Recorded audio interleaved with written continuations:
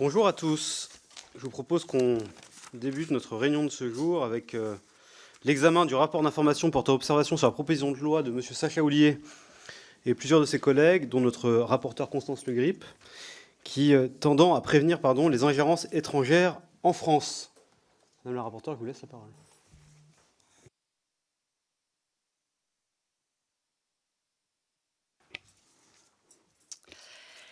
Merci, Monsieur le Président. Mes chers collègues, nous voici donc réunis pour débattre du sujet de la lutte contre les ingérences étrangères à la faveur de la discussion prochaine dans notre hémicycle d'une proposition de loi initiée par le président de la Commission des lois, Sacha Houlié, le président de la Commission de la Défense, Thomas Gassilou, et moi-même. Et cette proposition de loi est le fruit direct des travaux de la délégation parlementaire au renseignement, au sein de laquelle siègent aussi bien Sacha Houlié, Thomas Gassilou que votre servante, et qui avait consacré son rapport annuel de l'année 2022-2023 à ce sujet de la prévention et de la lutte contre les ingérences étrangères, en formulant plusieurs préconisations, dont certaines de nature législative. Et c'est ce travail qui a abouti à la proposition de loi que notre commission des affaires européennes souhaite examiner. Ça n'est pas forcément si fréquent que cela que nous saisissions de l'opportunité d'avoir un rapport d'information portant observation sur un projet de loi ou une proposition de loi. Sur une proposition de loi, c'est même encore plus inhabituel, qui plus est un texte très juridique émanant de la commission des lois, mais le sujet de la réalité et de la dangerosité des ingérences étrangères est un sujet que nous ne saurions ignorer dans sa dimension européenne, bien évidemment, tant la nature du phénomène, l'ampleur du phénomène touche l'ensemble des démocraties des États membres de l'Union européenne, bien évidemment, notre pays au premier chef, mais tous les autres pays de l'Union européenne sont concernés. Et c'est bien parce qu'il y a cette dimension européenne dans ce phénomène nouveau, ces formes d'agression diverses et variées, multiples, protéiformes et de plus en plus intenses, qu'il était important à notre commission des affaires européennes de s'en saisir.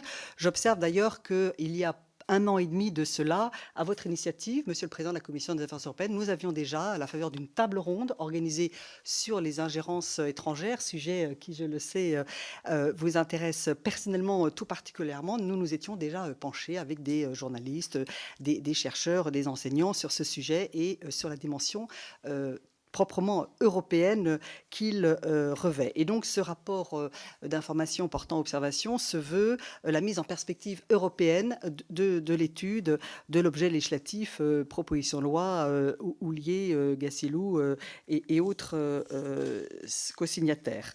Ce préalable posé, il est vrai que notre Assemblée nationale, notre Parlement s'est déjà penché à plusieurs reprises sur le sujet des ingérences étrangères.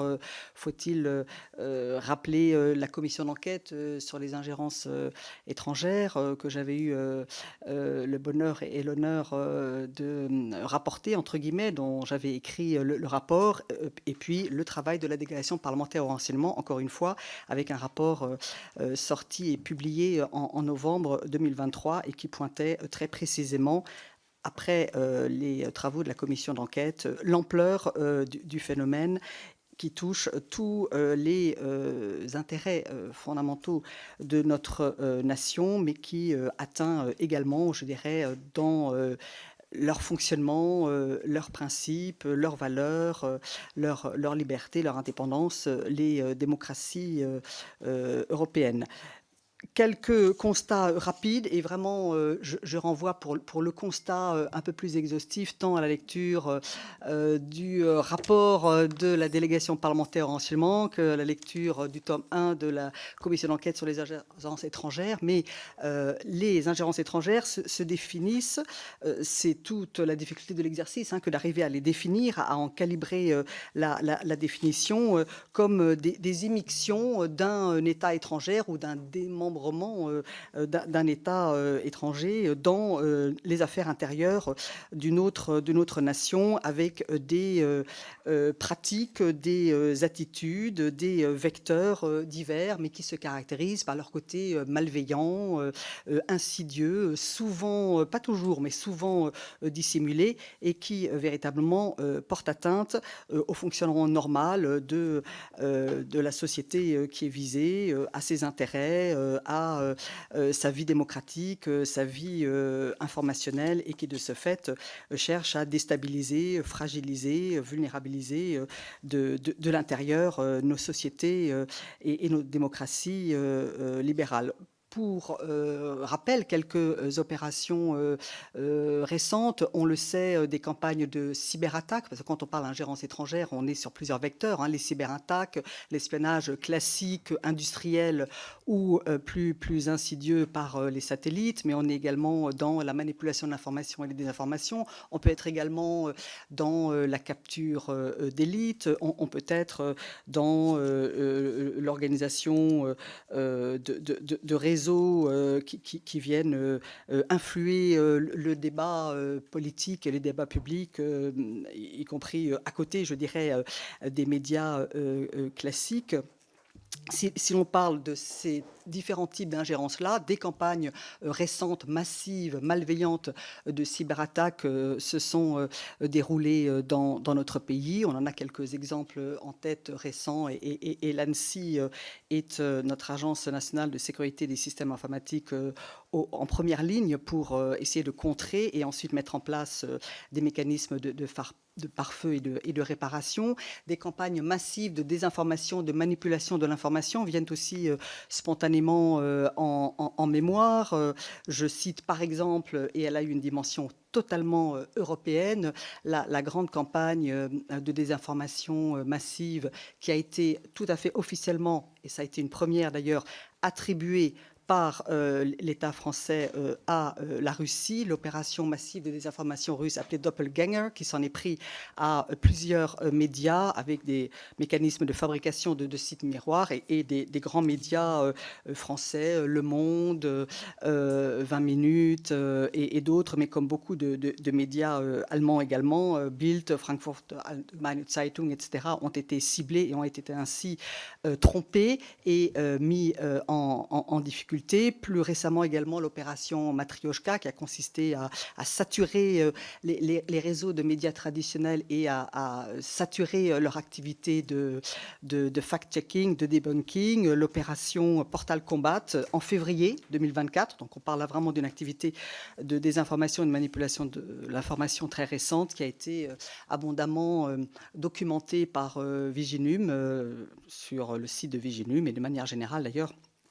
L'exécutif français communique et attribue de plus en plus, en tout cas pour ce qui est de ces campagnes massives de désinformation, d'une manière tout à fait évidente. Et ces campagnes sont bien évidemment également appréhendées entre exécutifs de plusieurs pays européens, à telle enseigne que le ministre des Affaires étrangères de l'Europe et des Affaires étrangères français, Stéphane Séjourné, a il y a quelques semaines réuni à Paris son homologue allemande et son homologue polonais pour tracer un chemin commun, une voie commune, une riposte commune sur la lutte contre les manipulations de l'information et la désinformation. Donc, tout cela pave vraiment, je dirais, complètement notre voie pour une appréhension européenne de ces phénomènes. Alors, une fois posé ce constat, je présente rapidement peut-être la proposition de loi dont il est question, issue encore une fois des préconisations très précises de la délégation parlementaire au renseignement, dont le rapport avait été d'ailleurs adopté à l'unanimité des membres qui la composent, et qui avait été rendu public. Les travaux de la délégation parlementaire au renseignement sont en grande partie rendus publics. pour ce qui peut en être utile. Et cette proposition de loi visant à prévenir les ingérences étrangères comprend 4 articles. Le premier article instaure un dispositif législatif rendant obligatoire l'enregistrement des acteurs influents sur la vie publique française pour le compte d'une puissance étrangère. L'article 2 prévoit la remise par le gouvernement au Parlement d'un rapport faisant l'état précis de la menace, notamment en matière d'ingérence étrangère, remise de rapport qui peut être suivie d'un débat dans l'hémicycle de chacune de nos 2 chambres. L'article 3 permet d'élargir les finalités du recours à la technique dite de l'algorithme, jusqu'à maintenant réservée par les lois Rance de 2015 et de 2021, les lois renseignement, pardon, de 2015 et de 2021, à la lutte contre le terrorisme et à la prévention des actes de terrorisme, et que l'on pourrait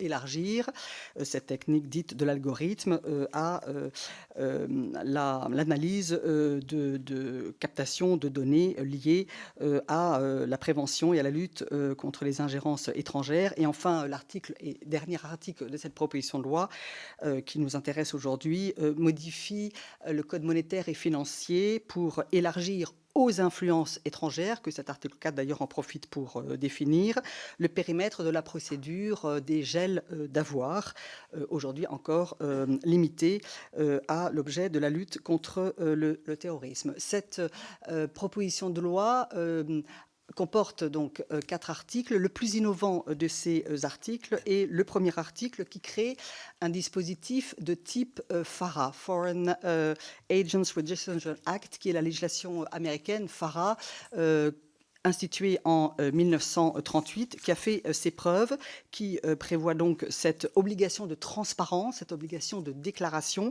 pour les représentants d'intérêts qui ont des mandants étrangers, qui travaillent pour des intérêts étrangers, États, autres démembrements, entités d'États étrangers, et a d'ailleurs récemment inspiré d'autres pays, l'Australie en 2018 et encore tout récemment le Royaume-Uni à travers le National Security Act, qui a lui aussi adopté un schéma Foreign Influence Registration Scheme qui prévoit cette déclaration obligatoire et cette transparence. Cette déclinaison française en quelque sorte du FARA, cette obligation de transparence dont le registre ainsi créé serait administré, géré et contrôlé par la HATVT pour ce qui nous concerne, s'inscrit donc dans un besoin de transparence et de déclaration obligatoire pour, encore une fois, mettre de la lumière, savoir qui fait quoi, d'où l'on parle et pour qui l'on agit. Et ce qui est intéressant dans ce mécanisme proposé par la proposition de loi, c'est qu'il vient en quelque sorte rencontrer certaines initiatives législatives récentes mises sur la table par l'Union européenne. Vous le savez certainement, on a déjà eu l'occasion d'en débattre ici ou ailleurs, dans d'autres instances. En 2020, le Parlement européen a créé une commission spéciale sur la lutte contre les ingérences étrangères, qui a énormément travaillé, qui a vu son mandat de 6 mois être sans cesse renouvelé, et qui a, au bout de 3 ans de travaux, abouti, et au fur et à mesure d'ailleurs que surgissaient certains scandales, entre guillemets, à l'intérieur même des institutions européennes, à l'intérieur même du Parlement européen. Je fais allusion au Qatargate, je fais allusion encore une fois à ce qu'on appelle le Qatargate, à ce qu'on appelle le Russiagate, mais aussi à des scandales de députés lettonnes, agents des services secrets russes, etc., a pris un certain nombre d'annonces qui ont progressivement amené la Commission européenne à prendre des initiatives. La plus récente et qui nous intéresse parce qu'elle peut présenter, apparemment en tout cas vu de loin, un certain parallèle avec la proposition de loi dont nous débattons, qui est une proposition de directive déposée en décembre 2023, oui, très, très précisément, que j'ai ici, donc qui est un texte très très récent dont les discussions ont à peine démarré et qui vise à établir des exigences harmonisées au sein du marché intérieur en matière de transparence de la représentation d'intérêts exercés pour le compte de pays tiers. Donc nous sommes bien là dans un objet qui peut sembler identique à celui qui est l'objet principal visé par la proposition de loi de Sacha Houlié. Cette initiative législative de la Commission européenne, elle découle d'un paquet européen global que la Commission européenne a sorti des mémoires en 2020,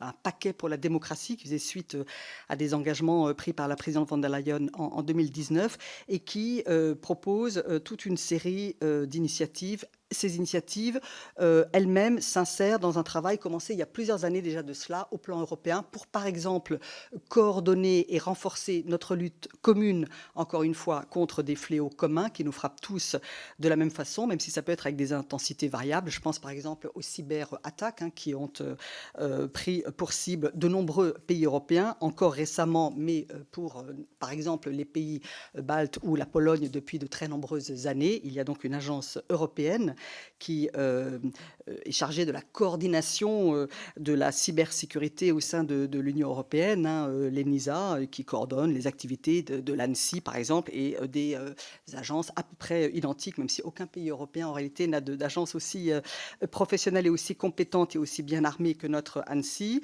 Il y a eu également des initiatives, toujours de nature non législative, mais prises à l'intérieur même du service européen d'action extérieure. Le service européen d'action extérieure a très tôt pris la mesure de la dangerosité, de la réalité des menaces, notamment en termes de désinformation, manipulation de l'information et autres propagandes prenant des formes de plus en plus hybrides, de plus en plus, non pas nouvelles, mais disons articulées et renforcées par la puissance par la puissance numérique. Par exemple, un système d'alerte rapide est piloté par le service européen d'action extérieure ce système d'alerte rapide constitue un maillon d'échange et d'informations dans la lutte contre la désinformation entre les différents États membres, une mise en réseau d'institutions européennes et d'États membres qui peuvent être toutes concernées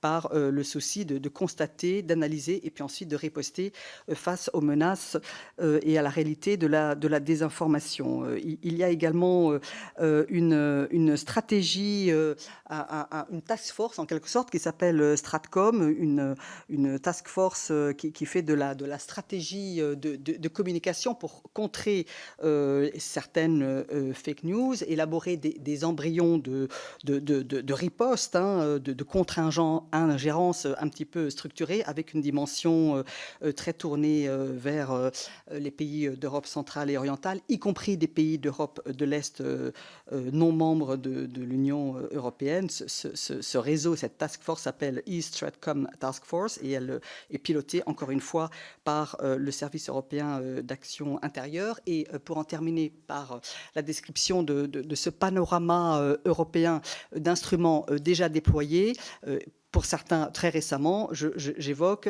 les deux grands règlements européens que sont le DSA et le DMA, le Digital Services Act et le Digital Market Act, entrés en vigueur, vous le savez, progressivement, mais qui sont maintenant tous, depuis février de cette année, intégralement entrés en vigueur. Et le DSA, notamment, cette réglementation, cette méga réglementation européenne visant à introduire des règles dans le monde des plateformes numériques, présente un intérêt tout particulier dans le sujet qui nous intéresse, puisqu'il a pour objectif de lutter contre les contenus illégaux divers et variés en ligne, et notamment les contenus propageant de la désinformation, en fixant toute une série d'obligations et de contraintes aux différents intermédiaires en ligne, les réseaux sociaux, les fournisseurs d'accès à Internet, etc., etc. Pour ce qui est de l'intérêt et de la pertinence de l'application maintenant pleine et entière du DSA dans le sujet qui nous intéresse, donc la détection puis le retrait de contenus manifestement mensongers, manifestement faux. Comme le disait l'une des personnes que nous avons auditionnées, le DSA commence à mordre et le DSA commence à produire ses effets en matière de lutte contre la propagation des fausses nouvelles, mensonges et autres vecteurs de désinformation sur les réseaux sociaux. Pour pas être trop longue, Monsieur le Président, je termine peut-être rapidement par deux, trois choses sur la proposition de directive qui, encore une fois, peut faire écho à la proposition de loi qui vise à lutter contre les ingerences étrangères, et la Commission des lois a déjà examiné le 13 mars et qui viendra en discussion dans l'hémicycle de notre Assemblée la semaine prochaine, le mardi 26 mars.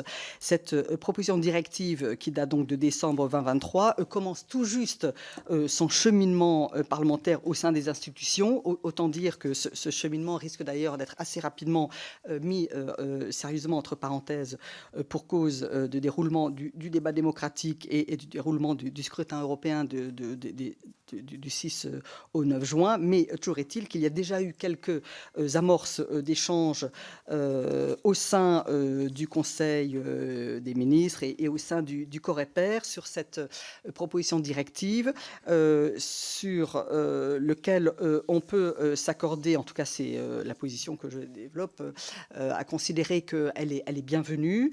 C'est un outil intéressant, une opportunité, des perspectives intéressantes qu'il convient de saisir, que simplement en l'état, cet outil présente un certain nombre d'inconvénients majeurs de notre point de vue, et notamment au regard de l'intérêt attentif, bienveillant et très positif que nous souhaitons réserver à la proposition de loi de Sacha Houlié. Dans cette proposition de directive en l'état, il y a la fameuse clause d'harmonisation maximale qui nous semble être, pour le coup, vraiment un manque d'ambition à souligner. Clause d'harmonisation maximale dans un texte européen, dans une directive européenne, ça veut dire qu'il ne serait pas loisible, si le texte devait être adopté avec cette clause d'harmonisation maximale, à un État membre d'aller au-delà et d'avoir des préconisations supérieures, des préconisations plus fortes, plus sévères, par exemple, dans le sujet concerné par la proposition de directive. Ainsi, par exemple, les sanctions prévues par la proposition de directive en l'état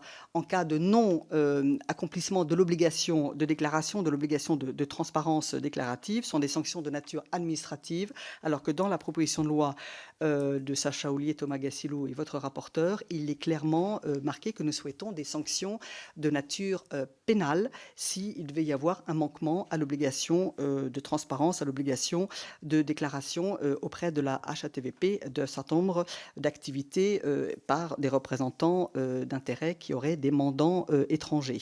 Il y a également dans la proposition de directive européenne telle qu'elle existe en l'état des exemptions, des exonérations assez nombreuses. Alors si par exemple la proposition de loi qui va venir en discussion dans l'hémicycle la semaine prochaine prévoit également des exceptions, par exemple, bien évidemment, par exemple, parmi d'autres, les diplomates, on ne saurait imaginer que des diplomates ne défendent pas les intérêts de l'État dont ils sont ressortissants, bien évidemment. La proposition de directive européenne prévoit également d'autres exemptions, d'autres exonérations, par exemple l'ensemble des activités de conseil juridique ou de conseil professionnel. Et pour le coup, ça nous semble être beaucoup trop large et faire s'échapper du champ des obligations de transparence, des obligations déclaratives, beaucoup d'autres activités, et ça ne nous semble pas être suffisamment large, et ça nous semble au contraire faire courir le risque de rater la cible. Voilà. Pour pas être trop longue, j'en termine par là, mais vraiment l'intérêt de la discussion que nous avons maintenant et du rapport d'information portant observation est que nous sommes à un moment où, aussi bien, on le voit bien, le contexte européen et le contexte politique, géopolitique, géostratégique que nous traversons font voir une intensification de l'agression, de la menace et des vecteurs de plus en plus à la fois amples et imaginatifs pour cibler nos démocraties, notre fonctionnement, et le processus électoral qui s'engage pour le renouvellement du Parlement européen offre une fenêtre de vulnérabilité et de dangerosité tout à fait évidente, bien entendu, mais également il y a une temporalité, je dirais, intéressante avec l'amorce du débat européen et du processus parlementaire sur cette proposition de directive européenne qui rencontre, en tout cas dans son objet affiché, la même intentionnalité que celle de cette proposition de loi que nous examinons. Et je termine en disant que nous apportons, enfin je souhaite, c'est en tout cas le sens de mon rapport d'information, un accueil très positif à la proposition de loi de mes collègues Sacha Houlié et Thomas Gassilou. Voilà ce que je voulais dire en préambule, Monsieur le Président. Merci beaucoup pour ce préambule très complet. Et j'en viens à donner la parole aux orateurs de groupe, en commençant par Lisiane Métayer pour le groupe Renaissance et pour 3 minutes. Merci, Monsieur le Président, Madame la rapporteure. Tout d'abord, au nom du groupe Renaissance, je voudrais vous remercier pour votre travail et également vous féliciter pour sa qualité. Les très récentes cyberattaques contre les services de l'État démontrent les menaces auxquelles la France, mais également l'Union européenne, se trouvent confrontées, ébranlant ainsi leur stabilité et l'intégrité démocratique dans une guerre d'influence menée par des acteurs étatiques et non étatiques. Les ingérences étrangères en tant qu'émission d'un État dans les affaires d'un État tiers, comme vous l'avez indiqué lors de vos propos liminaires, constituent une menace croissante pour notre démocratie, se manifestant à travers divers vecteurs tels que la manipulation de l'information, les cyberattaques et l'entrisme politique. À cet égard, la Russie et la Chine sont identifiés comme les principaux acteurs de ces pratiques hostiles, avec des campagnes de désinformation ciblées et des tentatives de captation de certaines élites politiques. L'une des réponses apportées par les autorités françaises a été la création d'un nouveau service à compétence nationale rattaché au SGDSN, le service de vigilance et de protection contre les ingérences numériques étrangères, le Viginum. Cette initiative revêt une importance capitale alors que nous sommes à la veille des élections européennes de juin 2024. Et ces élections revêtent une importance cruciale dans le contexte géopolitique actuel. Or, ces dernières représentent un nouvel angle d'attaque pour contrer les menaces grandissantes posées par les ingérences étrangères et faire barrière à certains groupes politiques qui ont tendance à profiter de la situation pour discréditer nos efforts. Au niveau européen, il est indispensable de maintenir un juste équilibre entre ouverture diplomatique et souveraineté européenne. Cependant, pour veiller à la protection de leurs intérêts stratégiques et de leurs intérêts essentiels de sécurité, les États membres de l'Union européenne doivent faire face à de multiples défis, tels que les différentes actions étrangères, tant positives que négatives. Qui dit action étrangère fait forcément allusion aux investissements directs, étrangers et ingérences étrangères. Le règlement UE 2019-452 du 11 octobre 2020, bien que juridiquement non contraignant, se donne déjà pour objectif de filtrer les investissements directs étrangers au sein de l'Union européenne dans les secteurs considérés comme stratégiques. Alors, très peu redité jusqu'ici, le retour de la guerre sur notre continent a permis de prendre conscience et de rester d'autant plus vigilants sur les autres menaces qui planent sur nous, dont, entre autres, les ingérences étrangères au sein de nos États. Et en matière d'ingérence, certains États peuvent se montrer plus vulnérables que d'autres, et paradoxalement, les États les plus libéraux. Pour y remédier, il est donc indispensable de renforcer le cadre législatif en la matière. Quelles sont, selon vous, les principales priorités à considérer dans l'élaboration d'une législation européenne visant à contrer les ingérences étrangères, tout en préservant les valeurs démocratiques et la souveraineté nationale? Je vous remercie. Merci beaucoup. La parole est à Joël Mélin pour le groupe Rassemblement national.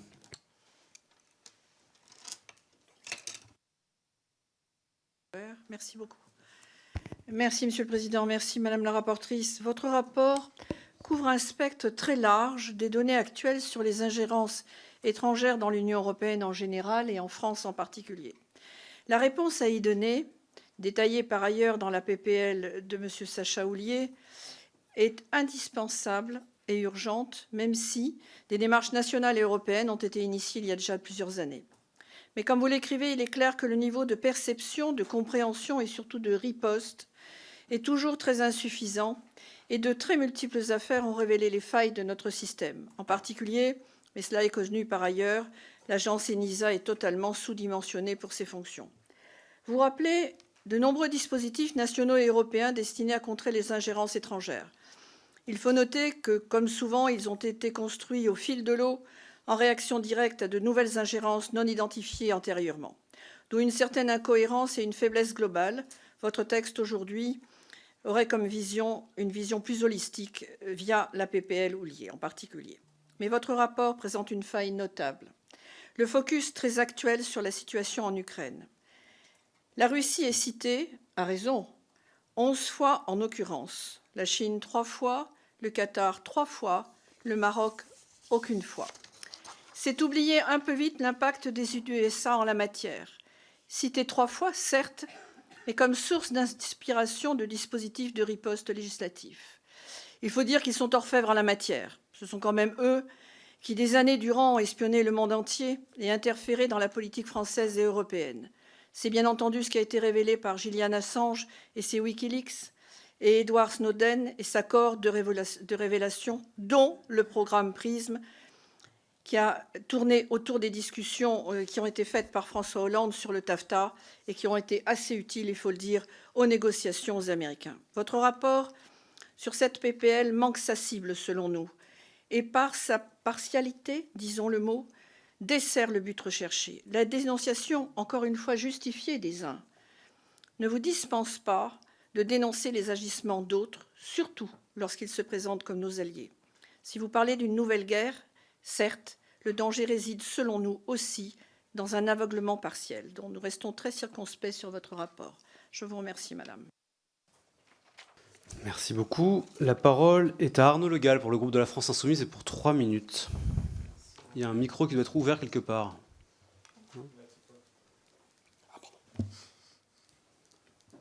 Merci, Monsieur le Président. Merci, Madame la rapporteure.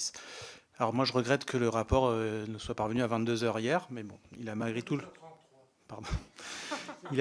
le mérite d'expliciter certains soubassements de la proposition de loi que vous co-signez avec Monsieur Houllier. Alors évidemment, lutter contre les ingérences de tel ou tel État est une condition de l'indépendance et de la souveraineté. Mais en matière d'ingérence, il faut évidemment déterminer précisément contre quoi, contre qui et comment on se protège. Alors évidemment, les actes hostiles commandités par la Russie sont à l'heure où nous parlons les plus nombreux, en tout cas les plus visibles et pour ce qu'on en sait, les plus immédiatement préjudiciables. Les actes analogues venant de Chine sont également connus. Et tout doit être fait pour s'en protéger efficacement. Et à cet égard, malgré les progrès effectués ces dernières années sous l'égide notamment de l'ANSSI, on est très loin du compte, notamment en termes de moyens. Mais le problème, c'est qu'à se focaliser, comme le fait votre rapport, sur les méchants du moment, on en finit par oublier qu'en matière d'ingérence, la menace, elle est tous azimuts. Et elle n'émane pas seulement des régimes autoritaires. Et donc la doctrine, pour y répondre, doit être également tous azimuts. Je suis frappé que votre rapport ne mentionne pas, par exemple, certaines pratiques des États-Unis. Ils ont espionné plusieurs de nos présidents de la République et de nos ministres, avec la complicité d'un pays membre de l'Union européenne, le Danemark. Ils ont usé de stratégies très agressives pour mettre la main sur plusieurs de nos industries stratégiques. On se souvient de l'exemple le plus médiatique, Alstom, et du rôle du secrétaire général adjoint de l'Élysée de l'époque, Emmanuel Macron, mais on pourrait multiplier les exemples. On pourrait également pointer la faiblesse des occurrences, voire l'absence d'occurrences d'ingérence avérée de partenaires comme le Qatar ou encore comme l'Inde. Et cette grille de lecture, elle biaise la réponse à certaines questions pourtant essentielles. Qu'est-ce qu'un agent d'influence étranger ? Qui devra être inscrit sur le registre que votre proposition de loi propose de mettre en place ? Quid, par exemple, des cadres représentant certaines grandes entreprises étrangères dont on sait qu'ils travaillent main dans la main avec des États ? Quid, par exemple, des GAFAM ? Faute de précision, on peut craindre l'arbitraire. Et on est d'autant plus inquiet que cette proposition de loi, et c'est d'ailleurs pour ça que vous avez fait une proposition et que ce n'est pas le gouvernement qui fait un projet de loi qui aurait dû être soumis au Conseil d'État préalablement, cette proposition de loi entend étendre le recours à des techniques de surveillance algorithmique. Or, la collecte massive de données de connexion comporte, comme le Conseil d'État le notait en 2021, des réelles menaces sur la protection de la vie privée. Ce sont des techniques typiques des régimes autoritaires que vous dénoncez par ailleurs. Et dangereuse, cette méthode est par ailleurs inefficace. Beaucoup d'acteurs du renseignement nous le rappellent, la confiance aveugle dans les outils technologiques est un leurre. Le renseignement humain reste irremplaçable et prioritaire. Bref, cet inventaire sélectif de menaces nous inquiète et nous ne voulons pas que, faute de précision et de garanties suffisantes, la lutte légitime contre les ingérences étrangères puisse servir de prétexte au fichage des mal-pensants, voire carrément des oppositions politiques. Merci beaucoup. La parole est à Pierre-Henri Dumont pour le groupe Les Républicains. Merci, Monsieur le Président. Merci, Madame le rapporteur, pour votre rapport. C'est vrai qu'on l'a quand même eu un petit peu tard hier soir. Mais ce n'est pas la première fois que ça arrive. Vous ne serez ni la première ni la dernière, malheureusement. Et on sait que les délais sont parfois assez contraints. Mais ayant été membre de la commission d'enquête qui avait été utilisée via le droit de tirage du groupe Rassemblement National et en ayant été vice-président de cette commission d'enquête dont vous étiez la rapporteure, je dois vous dire que cette proposition de loi est excessivement importante, en tout cas traite d'un sujet qui est important et qui est majeur, ça a été dit, on l'a vu lors d'élections passées, que ce soit aux États-Unis, que ce soit en Europe, avec la question du Brexit qui était majeure en ce qui concerne la question des ingérences étrangères, avec le fait que l'entrisme politique a pu touche encore aujourd'hui différents partis. Alors on a cité des pays, on a pu citer les États-Unis, dont certains a priori ont une dent contre les États-Unis, la Russie évidemment, la Chine évidemment. Je peux me permettre aussi de rajouter par exemple l'Azerbaïdjan. Certains ministres aujourd'hui au gouvernement ont peut-être quelques liens avec ce pays qui empêchent de prendre des décisions extrêmement fortes, par exemple en ce qui concerne la question de l'Arménie et du Haut-Karabakh, qui malheureusement aujourd'hui n'existe plus sous la forme à laquelle nous la connaissions auparavant. Notre pays est également aujourd'hui la cible de cyberattaques, multiplication d'actions d'influence à l'encontre des intérêts français également, aussi bien en France qu'à l'étranger. Donc il est nécessaire de lutter contre tout cela et de lutter contre ceux qui pourraient être tentés de faire partie de cette stratégie d'influence ici en France. Permettez-moi de souligner que si l'enjeu des ingérences étrangères intéressait réellement le président de la République, pourquoi depuis 10 ans n'a-t-il eu de cesse d'encourager ou de défaire le démembrement de l'appareil industriel stratégique français au profit d'acteurs étrangers? Je pense à Alstom, dont la branche énergie a été vendue en 2014, rachetée par GE, autorisée, vente par le ministre de l'économie d'alors, M. Macron, qui a été converti au moment du Covid à un retour de la souveraineté, qui a annoncé le rachat par EDF à GE des turbines Arabelle, essentielles à la relance de la construction des centrales nucléaires en France. On peut penser, venant de Calais, on a évidemment ce sujet d'Alcatel qui est extrêmement important, avec la vente d'Alcatel à Nokia en 2015, toujours autorisée par le ministre de l'économie de l'époque, Emmanuel Macron. La question d'Atos, qui peut être cédée à un milliardaire étranger, qui est quand même un vrai sujet qui doit se poser. Et que donc, je pense que si on veut prévenir les ingérences étrangères, on doit d'abord et avant tout protéger plus fermement les actifs stratégiques de notre pays, chose qui n'est pas faite. On comprend bien que ce texte est aussi un enjeu politique avant les élections européennes. Pour un parti qui se dit absolument pro-européen et faisant campagne sur l'Europe, c'est un nouvel outil qui est fait cette fois-ci à destination du Rassemblement national. On connaît les liens avec certains pays, en particulier la Russie. De la même façon, il y avait eu une position qui est celle, par exemple, de la fin de vie. On comprend bien que c'est un objet politique mené contre les LR. Et donc tout ça pour dire que on sera favorable à ce texte, qui est un petit texte. On va proposer plusieurs amendements en séance. Mais en tout cas, en l'état, on le soutiendra. Merci. La parole est à Laurent Esquenet-Gox pour le groupe démocrate. Merci Monsieur le Président, Madame la rapporteure. Je voulais d'abord remercier mes collègues démocrates de la Commission des Affaires européennes de me laisser prendre la parole au nom de notre groupe pour cette proposition de loi. D'autant plus que le sujet des ingérences étrangères me tient particulièrement à cœur, tellement à cœur qu'après avoir été, comme mon collègue vice-président de la commission d'enquête sur ce sujet, menée par notre collègue Constance Le Grip, où on a vu notamment les liens entre Poutine et l'extrême droite française, je lance la semaine prochaine, une mission flash sur les ingérences dans les médias. Car sur ce sujet des ingérences, le danger est partout, le risque est systémique. Cette proposition de loi va contribuer à poursuivre l'éveil de nos concitoyens sur cette thématique. Cet éveil est essentiel. Pour répondre au risque vital que constituent les ingérences pour notre économie, notre modèle de société, notre démocratie, les leviers ne sont pas que législatifs, ils sont aussi citoyens et volontaires. Une réponse efficace passe en effet par la population. C'est la base du modèle taïwanais de décentralisation totale de la réponse aux ingérences qui viennent pour ce pays principalement de la République populaire de Chine. Je souhaite particulièrement souligner que les dispositions des articles 1 et 2 qui contribueront à cet éveil en renforçant la transparence dans ce domaine clé. L'article 1er d'abord assurera une plus grande transparence sur les contrats des représentants d'intérêts passés avec des mandants étrangers. Je note d'ailleurs que certains interviennent dans nos médias sans que leur conflit d'intérêts ne soit abordé ou même connu. L'article 2, avec la remise d'un rapport par le gouvernement au Parlement, est également très important. Il permettra à intervalles réguliers de souligner l'enjeu majeur des ingérences et de faire un point d'étape sur la menace. J'espère que les débats qui suivront la remise de ce rapport bénéficieront toutefois de davantage de médiatisation que nos travaux de contrôle. En séance, le groupe démocrate souhaitera élargir le champ de vigilance de ce texte aux établissements d'enseignement supérieur. Je vous remercie. Merci beaucoup. La parole est à Marietta Karamanli pour le groupe socialiste. Merci, Monsieur le Président. D'abord, merci pour ce travail de la rapporteure sur un sujet sensible et très très important aujourd'hui.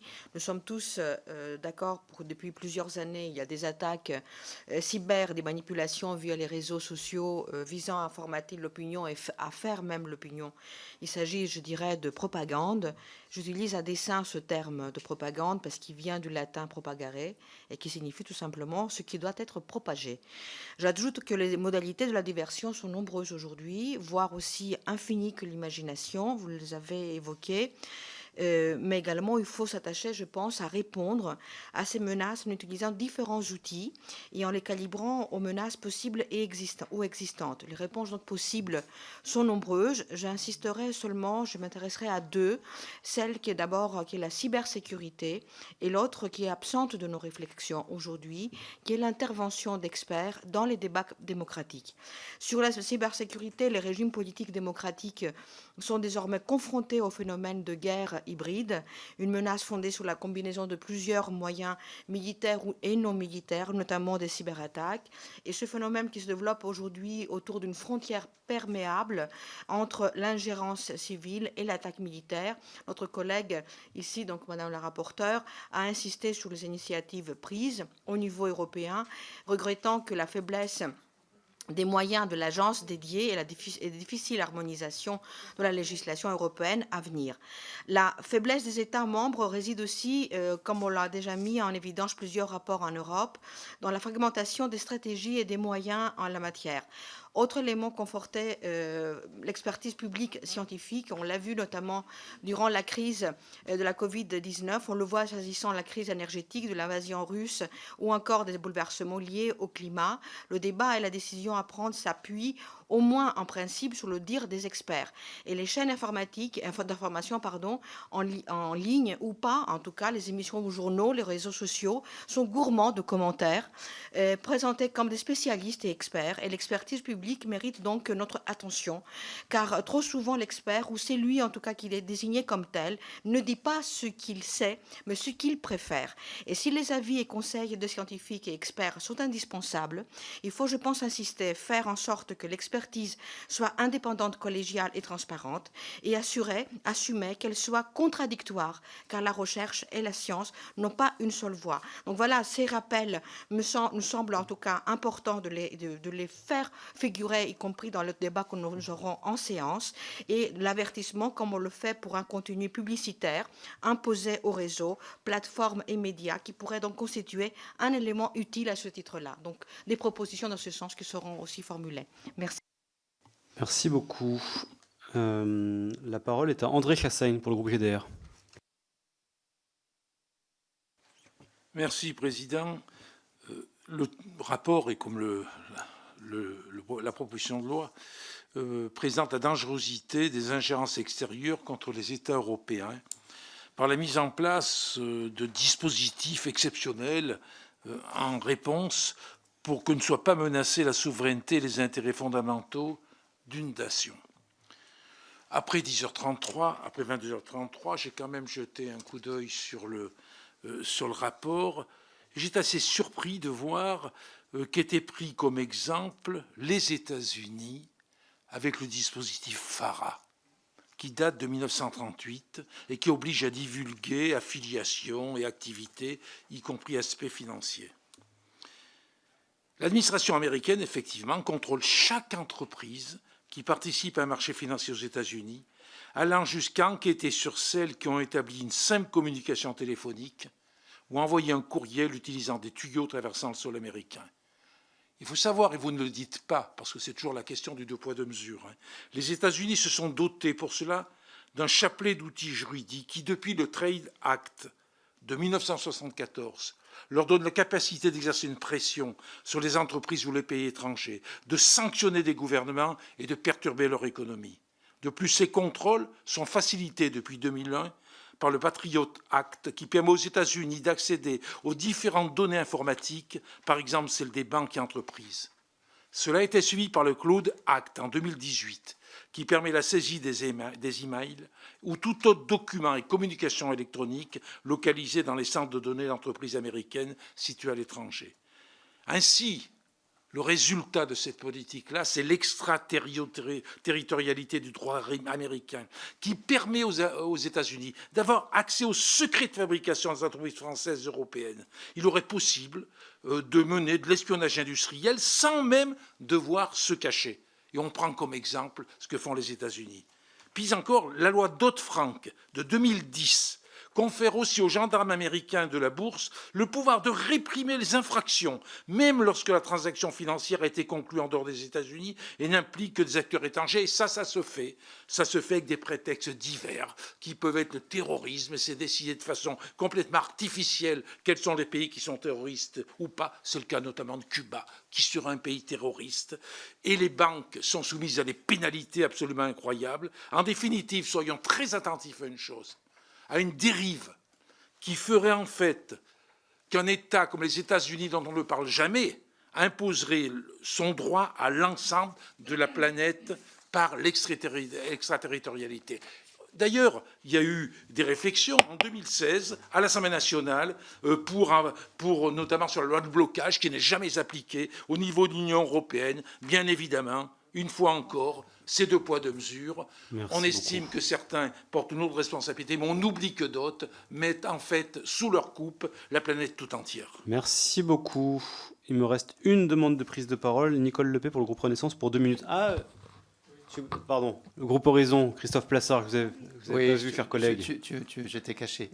3 minutes. Et d'ailleurs, pour juste en aparté, je crois qu'on prendra la parole avant nos amis socialistes, puisque nous sommes montés à 31 membres. Je ne sais pas, grâce à l'ouverture. On refera les comptes bientôt. Ceci étant dit, merci Monsieur le Président. Merci Madame la rapporteure pour ce rapport d'une très grande richesse sur la position de l'Union européenne face aux tentatives d'ingérence étrangère. Il y a 2 catégories d'opposants aux moyens de prévention des ingérences étrangères que nous tentons de mettre en place. D'un côté, il y a les idéalistes qui ne pensent que nous vivons dans un monde où chacun est toujours bien intentionné. De l'autre, il y a ceux qui connaissent bien les ficelles de l'état de droit et qui les utilisent pour nous critiquer. Critique certes libre, mais quand se cache derrière une influence étrangère qui a l'objectif de nous stabiliser, alors elle n'est plus juste. Cela devient donc des adversaires qu'il nous faut combattre. Cette proposition de loi vise à nous donner les moyens de lutter contre ces derniers et de nous protéger de leurs attaques détournées, sans pour autant renier avec les grands principes démocratiques comme la liberté de circulation et d'expression. Ce texte est une première étape importante, mais il faut cesser d'être naïf. Non, il n'y a pas que des amis autour de nous et nos ennemis ne se présentent plus directement comme tels. Le groupe Horizon y apparenté s'interroge notamment sur la meilleure manière de gérer les médias du type Russia Today, qui a essayé de nous vendre le vaccin Sputnik, ou la vitrine progressive d'Agi+, financée par le Qatar et sous l'influence des frères musulmans. Nous savons qu'il y a des objectifs de déstabilisation derrière. Il s'agit toujours pour nous de trouver un équilibre entre la préservation de la liberté de la presse, qui nous différencie justement des pays autocratiques, et la lutte contre les puissances déployant un arsenal anti-occidental primaire. C'est dans cette optique que le groupe Horizon soutient cette proposition de loi et tentera de la rendre encore plus efficace. Pour revenir à votre rapport, vous évoquez brièvement les risques d'ingérence en vue de l'élection européenne du 9 juin prochain. Au vu du bilan que vous dressez des différentes tentatives d'influence par le passé, comment évaluez-vous ces risques et pensez-vous que l'UE et les États membres disposent des outils nécessaires pour garantir la sincérité du scrutin à venir? Merci. Merci beaucoup. La parole est à Nicole Lepay pour le groupe Renaissance et pour 2 minutes. Merci Monsieur le Président, Madame la rapporteure. Votre rapport sur la proposition de loi visant à prévenir les ingérences étrangères en France met en évidence le défi permanent que représente l'adaptation du droit aux avancées technologiques. Oui, les ingérences étrangères sont un véritable fléau et une menace plus que sérieuse pour notre démocratie et nous ne pourrons y répondre seuls. Vous indiquez dans la conclusion de votre rapport, en parlant de nos services de renseignement, qu'ils doivent mieux se coordonner.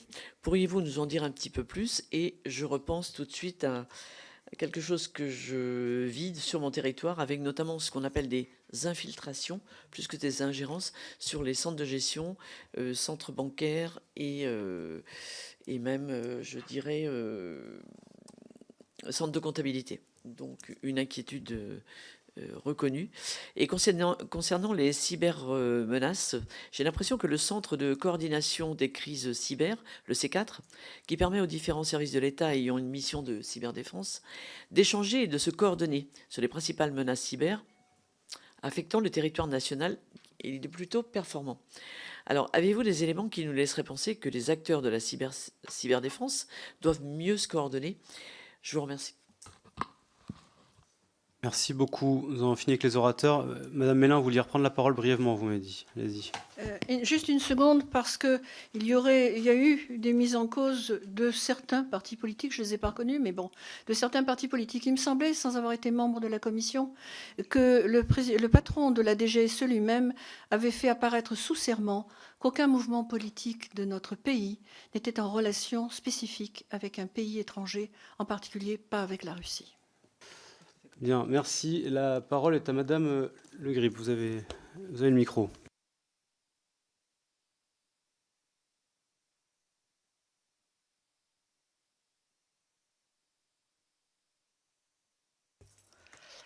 Merci beaucoup, Monsieur le Président. Merci, mes chers collègues, de vos prises de parole successives qui ont toutes été très argumentées, très intéressantes pour la rapporteure que je suis, je vous le dis en toute sincérité, et qui augurent fort bien des débats que nous aurons en séance publique sur la proposition de loi dont il est question, et donc la semaine prochaine, et qui atteste de manière générale, je crois, de la prise de conscience et de la sensibilisation renforcée au sein même de notre institution parlementaire de la réalité du phénomène que nous vivons.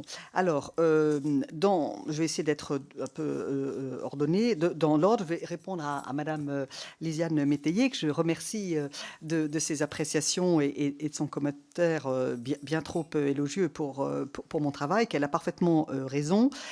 C'est écrit noir sur blanc dans le rapport d'information portant observation que je présente, également dans les précédents travaux que nous avons commis collectivement, le rapport de la délégation parlementaire au renseignement, le rapport de la commission d'enquête sur les relations étrangères, que c'est, et là, tous les chapeaux à plumes, qu'ils me pardonnent, de nos services de renseignement le disent clairement, à l'heure actuelle, c'est la Russie et la Chine, la Russie et la République populaire de Chine, qui sont clairement identifiées comme, à l'heure actuelle, comme les principales menaces en termes d'ingérence étrangère diverses et variées. Vous avez également, à juste titre, souligné le rôle de Viginum, l'importance du rôle de cette agence nouvellement créée dans notre paysage, spécialement chargée de lutter contre les ingérences numériques étrangères, rattachée en quelque sorte en pendant de l'ANSSI, même si elle n'a encore ni les ressources humaines ni le moyen de l'ANSSI, OSG-DSN, et qui joue un rôle très important de manière générale, et particulièrement quand on approche d'une période de campagne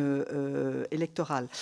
Et il faut effectivement clairement féliciter les agents de Viginum, même si, bien évidemment, la question du renforcement de leurs moyens se pose. Vous avez également abordé, je l'aborde dans mon rapport d'information, mais c'est vrai que je n'en ai pas parlé, parce que je trouvais que j'avais déjà été très longue, le sujet de nos dispositifs de nature économique, et notamment le dispositif européen en matière de filtrage des investissements directs étrangers. Vous avez parfaitement raison d'insister sur la dimension économique que la prévention et la lutte contre les ingérences étrangères doit bien évidemment prendre également. En la matière, il est assez, je pense, exact de dire que l'Union européenne a souvent été assez attentiste, voire quelquefois un peu négligente, et que la prise de conscience des ingérences dans notre tissu économique européen est assez récente. Donc les instruments de défense commerciale, ça a longtemps été un vaste combat, mais ils existent maintenant au plan européen. Ils doivent être renforcés, encouragés. Il faut les déployer, surtout les fameux IDC. Il faut les déployer, parce qu'il y a eu trop longtemps un peu de déni ou un peu de naïveté en matière de relations économiques entre l'Union européenne et les pays tiers, y compris les pays partenaires économiques. Et le sujet du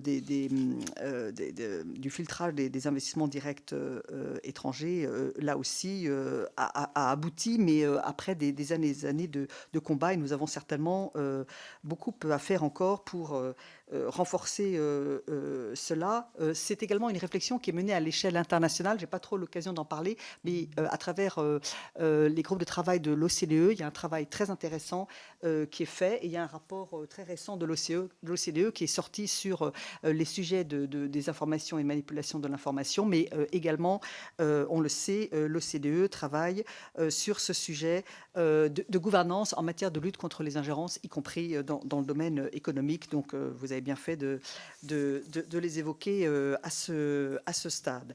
Je vais répondre à Madame Mélin, qui formule des appréciations un peu moins enthousiastes, hein, c'est évident, sur voilà, tout en retenue sur.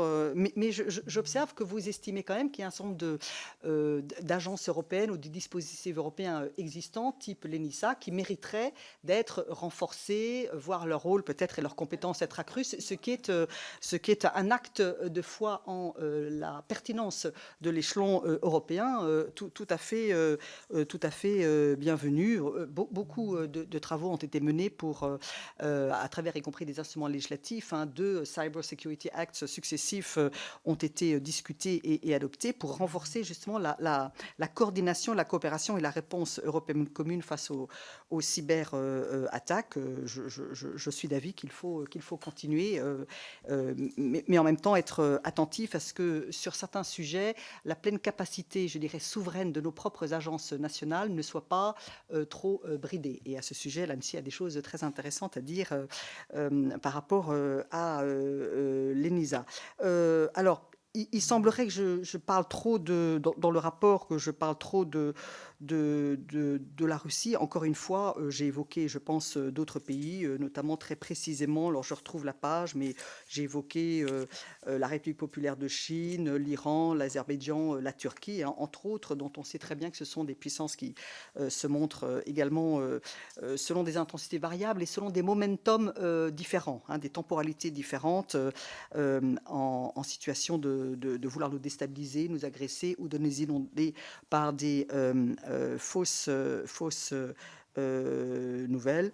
Je ne sais pas, Madame Mélin, vous avez évoqué Julian Assange et Edward Snowden. Permettez-moi d'être extrêmement réservé quant à ces deux personnes et voilà, je ne peux pas aller plus loin, mais je ne pense pas que voilà, il faille forcément tout accorder trop de crédit à tous ces leaks là. Vous m'avez également dit, mais peut-être que j'aurai l'occasion d'y revenir plus tard en réponse à d'autres prises de parole, que je ne parlais pas assez des États-Unis. Le sujet de l'extraterritorialité du droit américain, pardon, hein, je fais un saut, est largement traité dans d'autres rapports que celui que j'ai le plaisir de vous présenter cet après-midi, parce que moi j'étais focalisée sur les 4 articles de la proposition de loi Sacha Houlié, Thomas Gassilou, qui ne concernent pas les sujets d'extraterritorialité, hein. On est sur l'élargissement de l'algorithme, j'y viendrai tout à l'heure, et on est sur le registre où tous les représentants d'intérêt devront déclarer, dans un souci préoccupation de transparence, tous les mandants étrangers, quels qu'ils soient. Ça pourrait être les États-Unis, comme la Norvège, le Qatar, comme l'Azerbaïdjan, par exemple. Mais clairement, le sujet de l'extraterritorialité du droit américain et de tout ce qui concerne les États-Unis a fait l'objet de nombreux travaux. Nous en parlons assez longuement, ce sujet-là, de l'extraterritorialité du droit américain, de la pratique du lawfare, hein, de manière générale. Il n'y a pas que les Américains, hein, qui font l'utilisation du droit comme une arme, hein, ce qu'on appelle le lawfare. C'est des sujets absolument passionnants que les juristes adorent débattre, mais j'en parle assez longuement dans ce rapport-là. Et je dois dire que s'agissant, je sais pas où c'est, voilà, s'agissant des sujets industriels, je dirais de manière générale, j'essaye de ne pas, encore une fois, à la faveur d'un petit par le temps que nous avons pu lui consacrer, c'était dans un laps de temps très contraint, rapport d'information sur une proposition de loi avec un objet bien précis, de ne pas refaire un travail déjà largement traité. Par exemple, en 2018, dans la commission d'enquête présidée par le président Marlex, commission d'enquête sur les décisions en matière de politique industrielle, notamment Alstom, Alcatel et STX. Le rapporteur était Guillaume Gasparian, le président était Olivier Marlex, hein, cette commission d'enquête qui a remis son rapport rapport en 2018 a assez largement, je dirais, traité, analysé, disséqué et exposer tous les tenants et aboutissants des sujets de politique industrielle, stratégie industrielle et du rôle respectif des uns et des autres. Donc voilà, ce n'était pas à la faveur de ce travail confié par la Commission des Affaires européennes que j'allais refaire tout cela. Monsieur Le Gall, voilà, donc je réponds en partie à ce que vous m'avez dit. Alors sur l'article 3, l'algorithme, hein, la fameuse technique de l'algorithme. Alors c'est un débat qu'on a eu en commission des lois. Hein. Je ne sais pas si vous y étiez, mais en tout cas, bien évidemment, tous les groupes parlementaires se sont exprimés, notamment sur cet article 3 de la proposition de loi de Sacha Houlié, et des réponses très précises, très claires ont été apportées par le président rapporteur, en l'occurrence Sacha Houlié. On aura l'occasion d'en reparler dans l'hémicycle, bien évidemment, mais enfin, je tiens quand même à préciser, parce que c'est les termes de la loi Rance de 2015, et puis ensuite précisé, conforté par la loi Rance de 2021, que tout ce qui concerne l'utilisation de cette technique et donc de la capacité à automatiser le traitement des données à travers l'algorithme, comme toutes les autres interceptions de sécurité, sont soumises au contrôle. Je parle des interceptions de sécurité qui ne sont pas judiciaires. Hein. Celles dites administratives, celles judiciaires sont sous le contrôle du juge.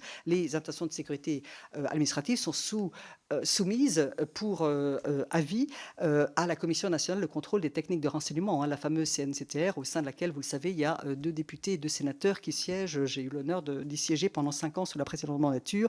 Et la CNCTR, autorité administrative indépendante, dans laquelle siègent également des magistrats, Conseil d'État, Cour de cassation et beaucoup d'autres, a clairement un rôle très important et exerce véritablement un contrôle parlementaire et démocratique sur les interceptions de sécurité dites administratives, et la manière dont nos services de renseignement travaillent. Bien sûr, tout cela avec, je dirais, la confidentialité qui sied à ces sujets, mais sur la technique de l'algorithme, comme sur toutes les autres techniques, croyez-moi, sans dévoiler de secret, parce qu'on est tenu à une certaine obligation de réserve, même quand on y a siégé dans le passé, le regard et les avis de la CNCTR sur tous les sujets qui vous intéressent sont extrêmement appuyés et vigilants. Voilà. Après, on peut remettre en cause telle ou telle autorité administrative indépendante, mais enfin, toujours est-il qu'elle fonctionne. Elle rend d'ailleurs un rapport annuel. Là aussi, elle essaie d'être assez transparente, hein, encore une fois, dans le cadre du respect de l'obligation du secret défense qui s'impose à ses membres. Et elle dit assez bien son rôle, les limites qu'elle y voit, mais surtout la manière dont, progressivement, dans le monde du renseignement français, s'est imposée cette obligation de rendre des comptes et d'être extrêmement transparent vis-à-vis de l'autorité de contrôle qui est la CNCTR. Monsieur Dumont, je vous remercie d'abonder dans le sens que, très modestement, j'essaye de porter de l'importance et de la nécessité vitale pour nos démocraties de ce sujet de la lutte contre les ingérences étrangères. Pardon, je partage tout à fait votre constat. Hein. Globalement, encore une fois, si effectivement, à l'heure actuelle, la Russie et la Chine, mais la Chine agit selon des modalités un peu différentes, et elle est moins à ce stade dans les opérations massives de désinformation, de manipulation de l'information, d'entrisme dans un certain nombre de nos médias, etc. Elle peut avoir d'autres formes, hein, des cyberattaques, de l'espionnage, surtout de l'espionnage dans les milieux universitaires, académiques, labos de recherche. Je vous renvoie aux excellentes conclusions du rapport du sénateur André Gattolin en la matière, qui est sans complaisance, il faut dire les choses comme elles sont, à l'égard de certaines pratiques de la République populaire de Chine. Tout cela est référencé, exposé sur la place publique. Mais à l'heure actuelle, c'est vraiment, compte tenu de toute une série de raisons géopolitiques et géostratégiques, et puis parce que l'imminence de l'échéance européenne est là, c'est la Russie qui est le plus notre sujet, entre guillemets. Mais encore une fois, je crois que c'est très précisément page 28 dans mon rapport d'information, modeste encore une fois, très resserré. Je cite notamment l'Azerbaïdjan, l'Iran, la Turquie, etc. Et je partage votre dire, attention bienveillante et préoccupée concernant la République d'Arménie. Et d'ailleurs, notre commission des affaires européennes a voté il y a très peu de temps une résolution européenne portée par notre collègue Anne-Laurence Pétel, qui était sans ambages une résolution européenne de soutien à la République d'Arménie, son intégrité territoriale, sa souveraineté, de soutien également aux populations déplacées du Haut-Karabakh et de condamnation de l'attitude extrêmement agressive de l'Azerbaïdjan. Que ceci soit dit. C'est un sujet qui me tient très à cœur également. Monsieur Esconegox, cher Laurent, que j'ai le plaisir de retrouver ici au sein de la Commission des Affaires européennes, puisque nous avons en quelque sorte officié ensemble au sein de la commission d'enquête sur les ingérences étrangères, dont vous étiez un vice-président très actif. Je vous remercie de ce que vous avez dit et de la nécessité que vous pointez tout à fait de la transparence, bien évidemment, dans le sens de cette proposition de loi que nous débattrons bientôt dans l'hémicycle. Vous avez également tout à fait raison, et c'était l'une des choses que nous avions beaucoup mis en avant dans nos précédents travaux communs sur le sujet, d'insister sur l'importance de l'engagement et de l'implication de tous les acteurs de la société civile, et citer l'exemple taïwanais qui nous a tous fortement impressionnés, pour celles et ceux qui ont pu s'entretenir avec la ministre taïwanaise en charge du numérique, ou même se rendre à Taïwan pour voir les choses d'aussi près. Et je suis heureuse de voir que vous allez conduire une mission d'information sur la situation de nos médias et leur éventuelle vulnérabilité. Mais c'est l'ensemble des acteurs de la société civile. Vous avez parfaitement raison. Des travaux très intéressants comme ceux d'enseignants-chercheurs à Sciences Po, David Colomb, mais d'autres aussi mettent en avant effectivement la guerre de l'information, entre guillemets, que nous subissons, cette guerre que l'on a peu vu venir, en quelque sorte, que nous subissons maintenant de plein fouet, et l'importance d'être tous extrêmement sensibilisés, avertis et acteurs nous-mêmes de ce que nous pouvons mettre en place. Et à cet égard, ce qui se passe à Taïwan, mais aussi ce qui se passe dans certains États baltes, ce qui se passe en Finlande, ce qui se passe en Suède, peut être riche d'enseignements. Le rapport de l'OCDE, auquel je faisais rapidement allusion tout à l'heure, expose assez précisément tous les dispositifs qui existent dans la plupart des États membres de l'OCDE. C'est tout à fait intéressant quant à l'implication. C'est vraiment le défi que nous avons devant nous, avertir, sensibiliser et engager tout le monde. Madame Karamboli, je vous remercie de vos contributions très éclairées à ce débat, et je me réjouis du débat qui va se poursuivre dans l'hémicycle. Je sens que ça va être très intéressant, parce que c'est vrai qu'il y a beaucoup de propositions, d'amendements ou des orientations qui pointent le bout de leur nez. Vous avez à juste titre insister sur la cybersécurité. Alors, je n'ai pas tout noté. J'espère que je ne vais pas répondre de manière trop